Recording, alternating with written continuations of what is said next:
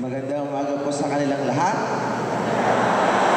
Ayan, sabi ko po, napakaganda ng ating kapiestahan. Ang pag-akyat sa langit ng mahal na Birhen. Pero hindi po yun ang aking i-discuss, ang kanyang pag-akyat sa langit.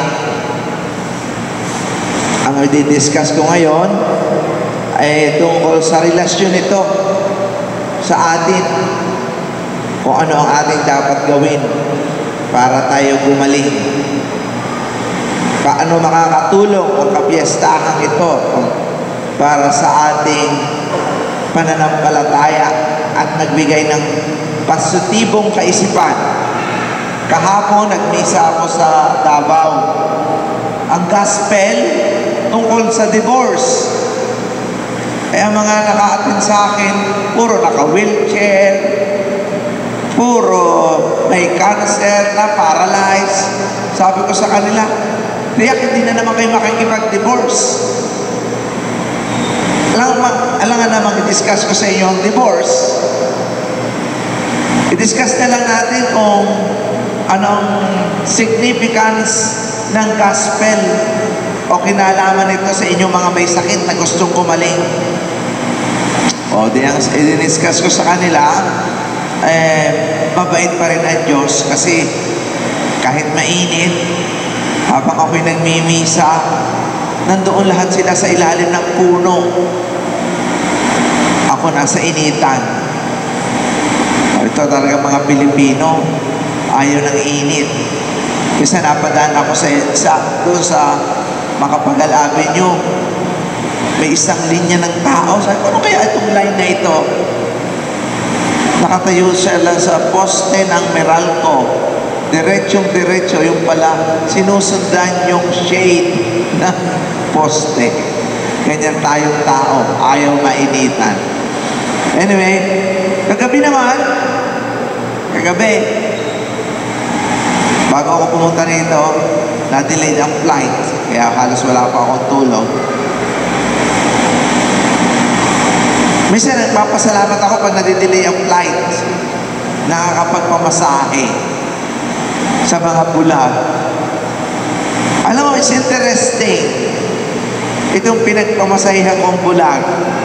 Ang sabi ko sa kanya, ilang kayo magkakapatid? Father, 4. Pero bulag kami lahat. Sabi ko, Panginoong Jesus, ako na may nakikinig sa kanyang kwento. So, may asawa ka naman. Opo, Father. Bulag din. Opo, Father. Ang dami namang bulag sa inyo. Sabi niya, Father, gusto ko magkaanak eh. Pero hindi na magkakaanak ang asawa ko. Na-opera sa myoma. Tapos yung isa ko pang kapatid na bulag, pumunta ng Maynila kasi kinukuhang masahista sa ibang bansa, na-aksidente. Ay, Diyos ko, sabi ko, wala ka bang magandang istorya ikukwento? Pero what is interesting, ito ang sabi niya. Sabi niya, alam mo, Father, sa gitna ng mga pagsubok kahit kami bulag, hindi ko sinisisi ang Diyos. I'm counting it as a blessing. Hindi ko makakalimutan yung aking homily ng umaga. Yung pala isinasabuhay na ng bulag. Kasi nung umaga, ang aking homily, ang mga suffering, ang mga trials, ang mga sakit, hindi natin yung nilalagay sa ulo. Nilalagay natin sa paa para maging lakas natin. Pag inilagay natin sa ulo ang problema, masisiraan tayo ng ulo. Malulungkot tayo. Pero pagka inilagay natin ang problema sa ilalim ng ating paa, para tapakan natin, ito'y ating magiging lakas. Sabi ko nga sa sarili ko, paano mo nakita yan? Sabi ko sa kanya, bulag kayong lahat na magkakapatid. Alam mo, sabi niya, kasi binuhay ako ng Diyos. beautiful. God is so crazy about life. Ang ating pong Diyos, gustong-gusto ang buhay.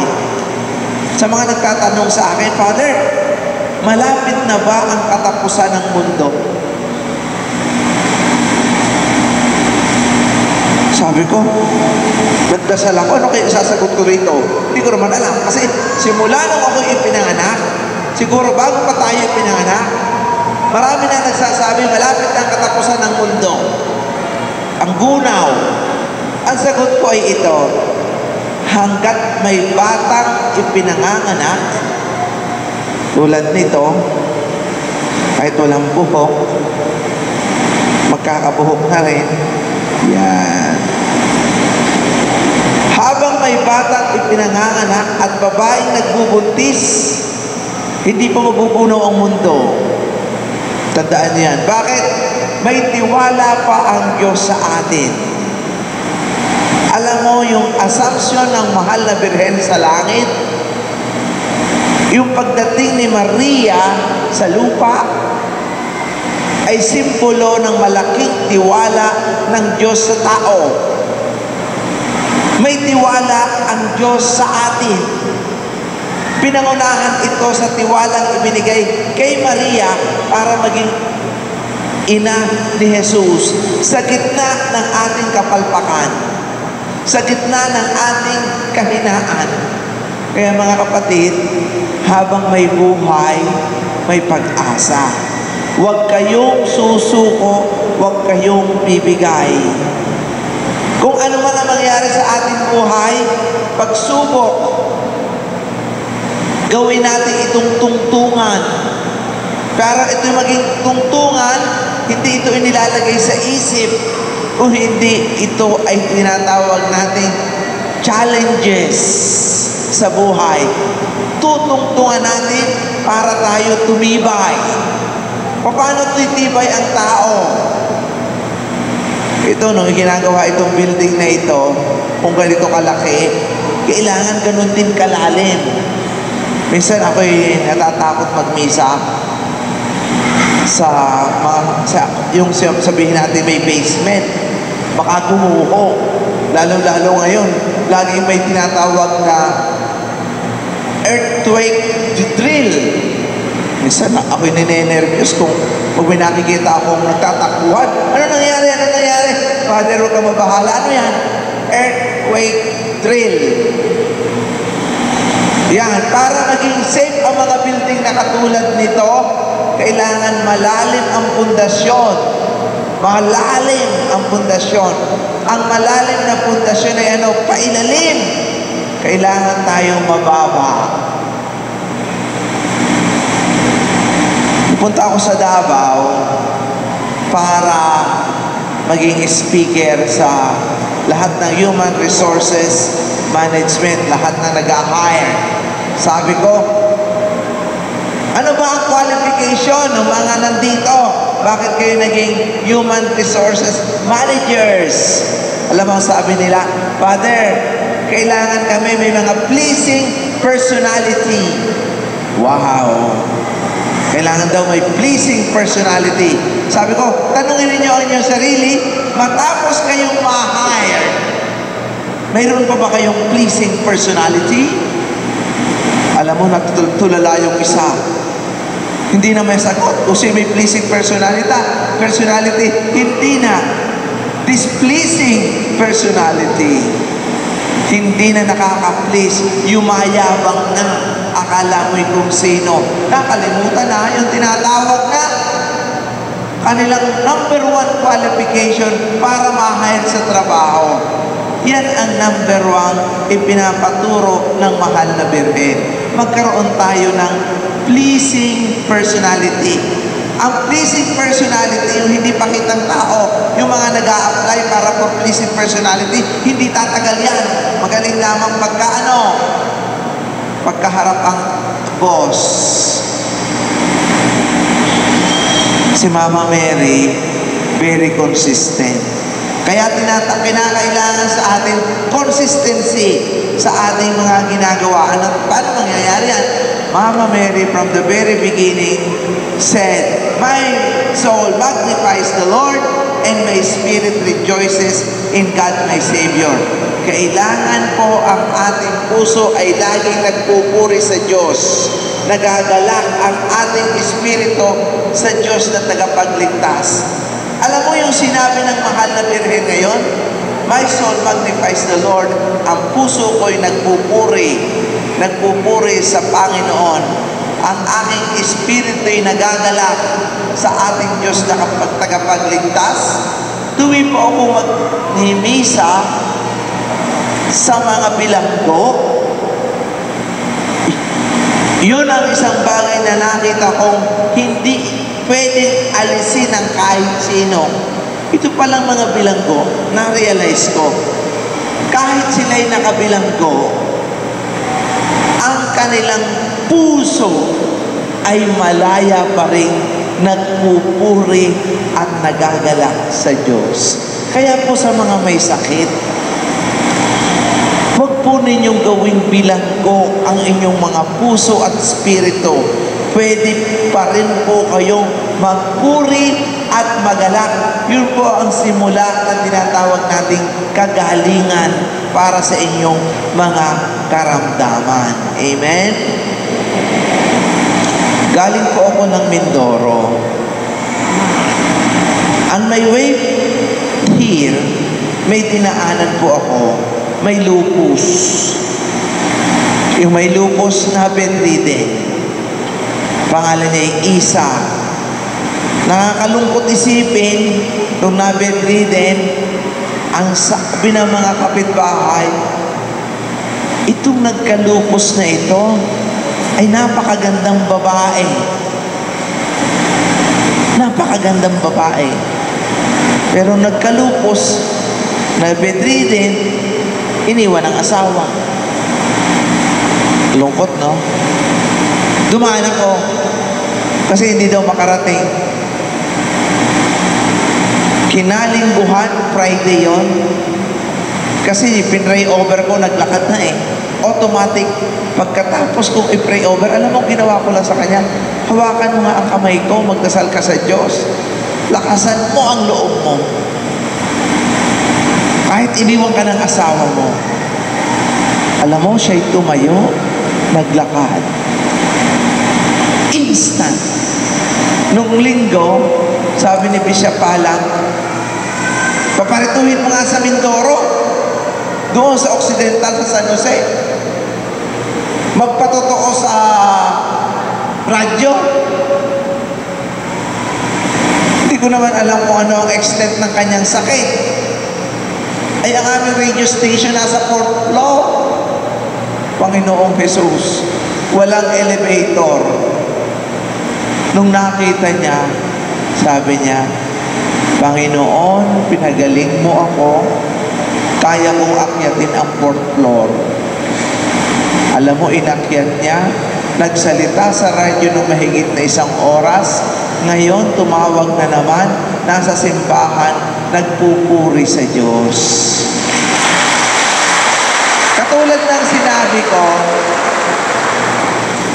sinabi ko, ang mahal na Birhen, ang naging simula o simbolo ng laki ng tiwala ng Diyos sa atin. Dahil may tiwala ang Diyos sa atin, ang gagawin natin, huwag tayong mawawala ng pag-asa kung anumang pagsubok ang dumadaan sa atin. Mahirap. Tulad itong batang ito, kung ano man ang kanyang naging pinagdaanan. Ang magulang, naghihirap. Pero, sabi ko nga, habang may buhay, may pag-asa. Huwag po tayong mawawalan ng pag-asa. Yun po ang ating magiging lakas patungo sa paggaling natin. Bakit yun ang ating magiging lakas? Kasi po, kung yung pagsubok sa buhay, hindi natin gagawing daan para tayo maging lakas natin, maaaburito tayo. Pagka inilagay natin sa ulo, dito sa isip, ang problema natin, ang bigat dalahin. Pero pag ito'y tinuntungan natin, kung papaano tinungtungan ng mahal na Birhen ang ahas sa kanyang paa, nagiging lakas natin. Anong ilalagay natin dito sa ulo natin? Because malaki ang kinalaman ng ating ulo sa iisipin at gagawin natin. Lahat ng maganda, isipin natin. Kung kayo'y may sakit, isipin natin na ito ay panahon natin para magkaroon ng maraming oras sa Diyos. Magkaroon kayo ng maraming oras sa inyong pamilya. Ang mahal na Birhen, ang unang ginawa, siguro nataranta siya dahil sa batang edad, nagbuntis. Wala namang asawa. Sa halip na isipin niya ng isipin kung anong nangyari sa kanya, ang ginawa niya ay nagmadali siyang pumunta sa kanyang kamag-anak na buntis din at tinulungan niya. Mga kapatid, pagka marami tayong problema, sa halip na isipin natin ang problema, mag-isip tayo at gumawa ng mabubuting bagay. Yan ang atin gawin nating therapy. Ano ba ang pinakamagandang therapy? Everything right now is in therapy. Magkaroon tayo naman ngayon ng spiritual therapy or spa. Tatlong bagay lang yan. We need to do good like Mary. When we do good, we will feel good like Mary. Yun lang po, inevitable ito. Hindi po pwede itong palitan. Kailangan araw-araw makagawa tayo ng maganda para sa ating kapwa. And if we do good, we will feel good. And if we feel good, we will look good. Yun lang. Therapy. Lahat naman tayo gusto maging look good. Ayaw naman natin pumangit. Kaya nga, sa panahon ngayon, may naglalabasan ng mga anti-aging, mga ubaji, botox, kung ano-anong isinasaksak sa mukha.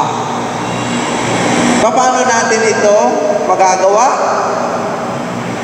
Mary exemplified how to do it.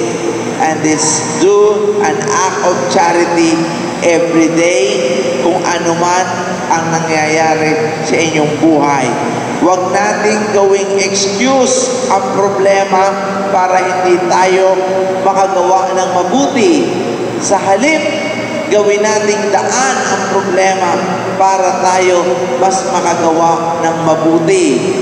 Yan po ang healing at yan po tayo pagpapalain ng Diyos. Amen. Pangalan ng Ama at ng Anak at ng Espiritu Santo. Amen. Palakpakan natin ang ating Panginoon.